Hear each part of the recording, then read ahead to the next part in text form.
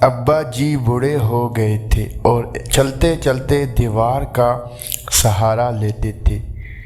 نتیجہ دیواروں کا رنگ خراب ہونے لگ گیا۔ جہاں بھی وہ چھوتے تھے وہاں دیواروں پر ان کی انگلیوں کے نشانات چھپ جاتے تھے۔ میری بیوی کو جب پتہ چلا تو وہ اکثر گندی نظر آنے والی دیواروں کے بارے میں مجھ سے شکایت کرتی۔ ایک دن سر میں درد ہو رہا تھا تو ابا جی نے سر پر تیل کی مالش کی تو چلتے ہوئے دیواروں پر تیل کے داغ بن گئے۔ یہ دیکھ کر میری بیوی چیخ اٹھی اور میں نے بھی غصے میں اپنے والد کو ڈانٹ دیا اور ان سے بدتمیزی سے بات کی۔ انہیں مشورہ دیا کہ چلتے وقت دیواروں کو ہاتھ نہ لگائیں۔ وہ بہت غمگین نظر آئے۔ مجھے اپنے رویے پر شرمندگی بھی محسوس ہوئی مگر ان سے کچھ نہ کہا۔ ابا جی نے چلتے ہوئے دیوار کو پکڑنا چھوڑ دیا اور ایک دن وہ گر پڑے اور بستر سے جا لگے جو ان کے لیے بستر مرگ بن گیا اور کچھ ہی دنوں میں ہم سے رخصت ہو گئے۔ میں نے اپنے دل میں احساس جرم محسوس کیا اور میں ان کے تاثرات کو کبھی فراموش نہیں کر سکتا تھا اور اس کے فوراً بعد اپنے آپ کو ان کی موت کے لیے خود کو معاف نہیں کر پاتا ہوں۔ کچھ دیر بعد ہم اپنے گھر کو پینٹ کروانا چاہتے تھے۔ جب پینٹر آئے تو میرا بیٹا جو اپنے دادا سے پیار کرتا تھا مصوروں کو دادا کے انگلیوں کے نشانات صاف کرنے اور ان علاقوں کو پینٹ کرنے کی اجازت نہیں۔ پینٹر بہت اچھے اور جدت پسند تھے۔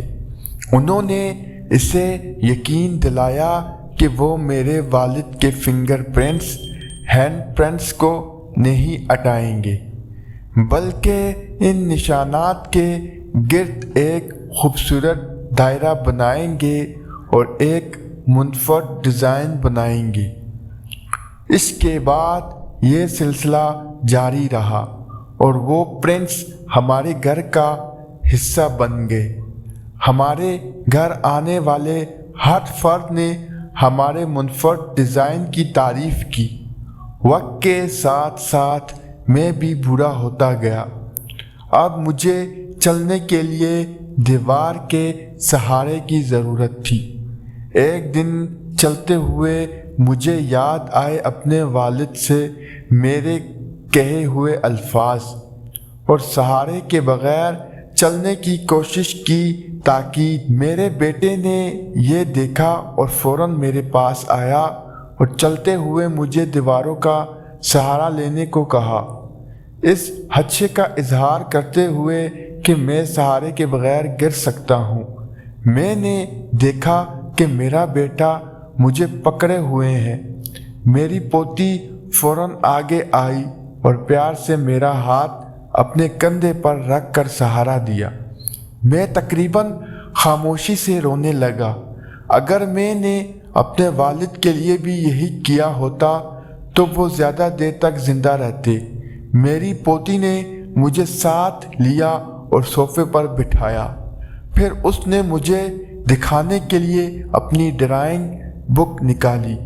اس کی استانی نے اس کی ڈرائنگ کی تعریف کی تھی اور اس کو بہترین ریمارکس دیے تھے۔ خاک کے دیواروں پر میرے والد کے ہاتھ کے نشان۔ اس کے ریمارکس کس تھے؟ کاش ہر بچہ بڑوں سے اسی طرح پیار کرے۔